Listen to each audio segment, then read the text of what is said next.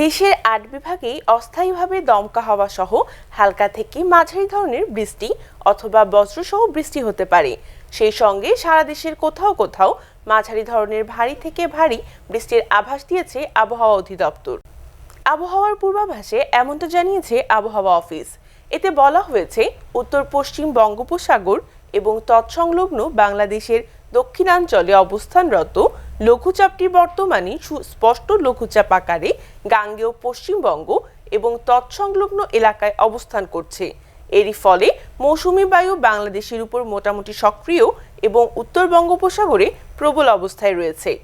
আবহাওয়ার পূর্বাভাসে আরও বলা হয়েছে, রংপুর, ময়মনসিংহ, চট্টগ্রাম ও সিলেট বিভাগের অনেক জায়গায় এবং রাজশাহী, ঢাকা, খুলনা ও বরিশাল বিভাগের কিছু কিছু জায়গায় অস্থায়ীভাবে দমকা হাওয়া সহ হালকা থেকে মাঝারি ধরনের বৃষ্টি অথবা বজ্রসহ বৃষ্টি হতে পারে।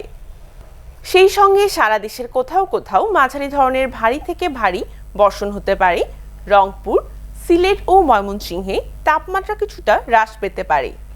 এছাড়া অন্যত্র দিন এবং রাত্রের তাপমাত্রা প্রায় অপরিবর্তিত থাকতে পারে।